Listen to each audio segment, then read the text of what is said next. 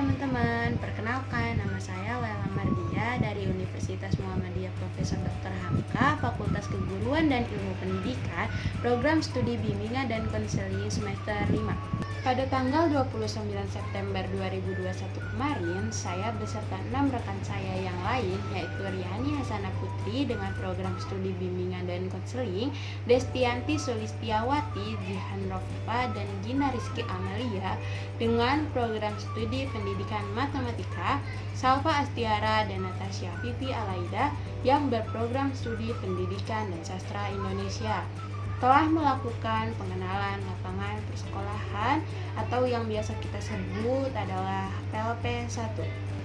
Sebelum itu saya akan menjelaskan apa itu PLP 1. PLP 1 adalah tahapan pertama dalam kegiatan pengenalan lapangan persekolahan program studi sarjana pendidikan yang dilakukan pada semester 5.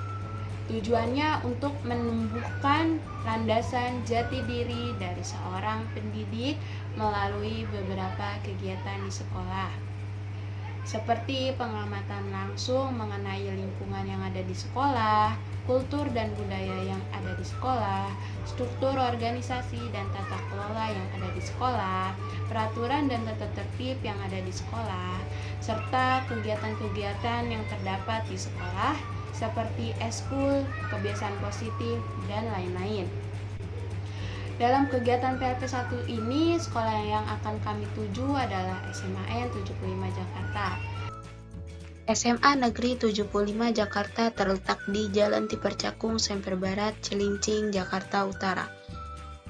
SMA Negeri 75 Jakarta adalah sekolah menengah atas yang berada di daerah Jakarta Utara yang memiliki akreditasi A dan menjadi salah satu sekolah favorit dan rujukan.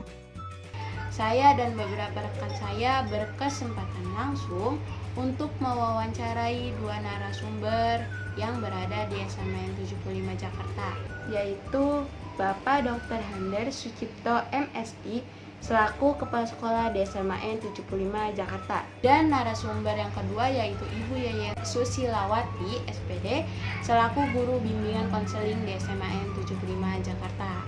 Pada video kali ini saya ingin menampilkan hasil wawancara dan menyimpulkan dengan membuat intisari dari jawaban yang sudah mereka utarakan. Berikut videonya.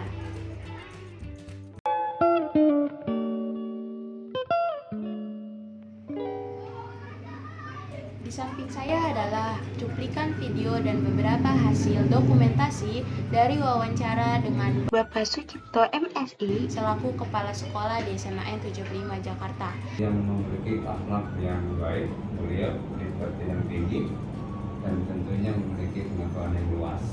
Dan ada beberapa poin penting yang dapat saya simpulkan. Poin pertama adalah karakteristik umum peserta didik. Karakteristik umum peserta didik di SMA 75 Jakarta dalam segi akademik dan non-akademik memiliki prestasi yang sangat bagus.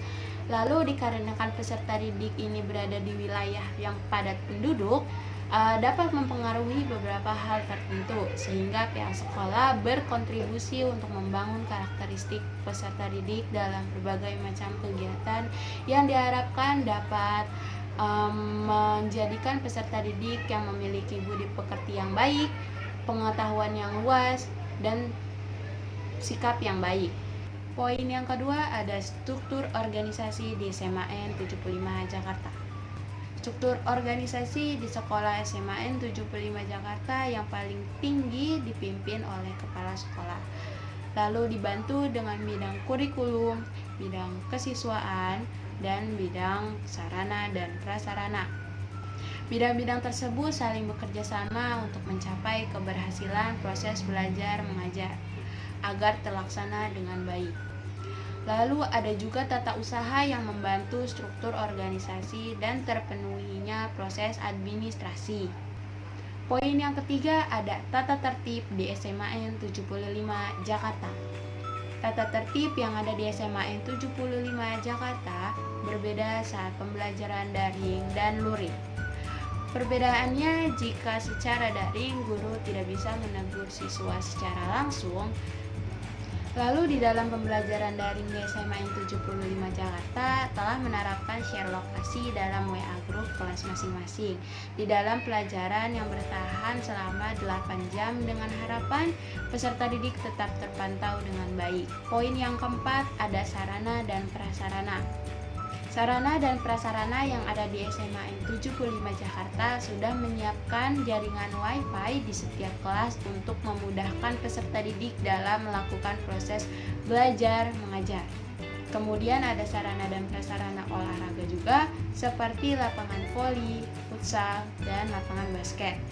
Di SMA N75 Jakarta juga mempunyai sarana dan prasarana ruangan seperti perpustakaan, ruangan kelas, ruang guru, ruang bimbingan dan konseling, kantin, tempat ibadah, ruang laboratorium, fisika, biologi, dan kimia. Poin yang kelima, ada kegiatan formal di sekolah SMA N75 Jakarta. Kegiatan formal yang ada di SMA N75 Jakarta yaitu mengadakan upacara seperti upacara kemerdekaan, upacara Hari Kesaktian Pancasila, dan ada juga beberapa kegiatan keagamaan yang diadakan seperti Isra Mi'raj dan lain sebagainya. Ada beberapa perbedaan kegiatan itu pada saat daring. SMA 75 Jakarta mengadakan streaming di YouTube atau Zoom meeting agar siswa tetap bisa mengikuti upacara atau kegiatan keagamaan tersebut di rumah. Poin yang keenam, ada pembiasaan positif yang dilakukan di SMA N75 Jakarta. Pembiasaan positif yang biasa dilakukan di SMA N75 Jakarta adalah setiap pagi peserta didik diharuskan melakukan tadarus Al-Quran bagi yang beragama Muslim. Setelah tadarus dilanjutkan dengan membaca buku atau literasi. Poin yang ketujuh, ada pelaksanaan kegiatan ekstrakurikuler, intrakurikuler, dan kokurikuler. Ekstrakurikuler ini dilakukan setelah jam pelajaran selesai. Biasanya di SMA 75 Jakarta ini memberikan kesempatan kepada peserta didiknya di tahun ajaran baru untuk memilih kegiatan ekstrakurikuler apa yang sesuai dengan minat dan bakatnya masing-masing. Lalu ada intrakurikuler. Kegiatan ini merupakan kegiatan yang sudah terjadwal, seperti penambahan materi atau yang disebut PM. Namun dibatasi hanya sampai jam 12 siang saja. Terakhir ada kokurikuler. Biasanya kegiatan ini terjadi setiap akhir tahun seperti mengadakan kunjungan ke perguruan tinggi negeri maupun swasta. Poin yang ke-8, ada percobaan pembelajaran tatap muka pasca pandemi COVID-19.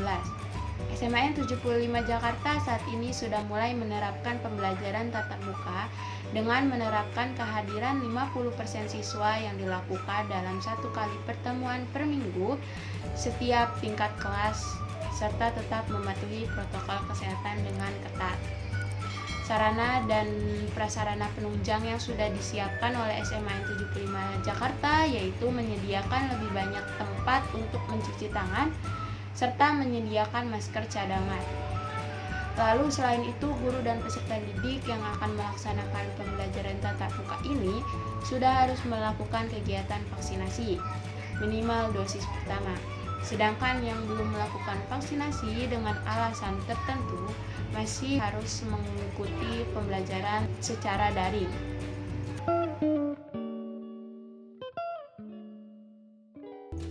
Di samping saya adalah cuplikan video dan beberapa hasil dokumentasi dari wawancara dengan Ibu Yeyen Susilawati, SPD selaku guru BK di SMA N75 Jakarta. Itu kan bukan mengajar tapi mendidik ya, untuk menjadi yang lebih baik. Kalau kendalanya itu ya tentunya pertama yaitu tadi ya kuota ya.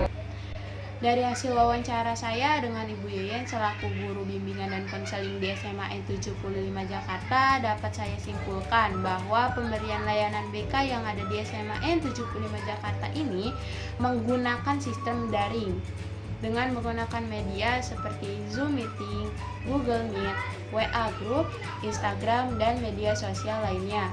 Lalu layanan yang diberikan kepada peserta didik berupa layanan individu, layanan kelompok, layanan konseling lainnya. Ada beberapa perbedaan dalam pemberian layanan secara daring dan luring. Contohnya seperti pada saat luring Guru BK dapat mengawasi siswanya secara langsung. Namun pada saat daring, guru BK tidak bisa mengawasinya secara langsung. Selama pandemi COVID-19 tentu ada kendala yang dialami, seperti kendala dalam kuota dan jaringan yang tidak menentu. Banyak juga siswa yang bangun kesiangan untuk mengikuti proses pembelajaran. Lalu tugas guru BK lebih mengarah untuk memberikan motivasi kepada siswa. Dengan cara guru BK harus memberikan apresiasi kepada siswa yang rajin, dan juga guru BK harus tekun untuk berkomunikasi dengan orang tua murid. Dan juga untuk mengetahui perkembangan peserta didik, guru BK juga bisa mendatangi langsung ke rumah siswa jika diperlukan. Baiklah, sekian hasil pemaparan laporan wawancara atas kegiatan PLP 1 pengenalan lapangan persekolahan yang telah saya laksanakan. Semoga bermanfaat. Terima kasih atas perhatiannya dan terima kasih telah menonton video ini. Kurang lebihnya mohon maaf. Assalamualaikum warahmatullahi wabarakatuh. Jangan lupa like dan subscribe-nya ya guys. Terima kasih. SMA 75 Jakarta.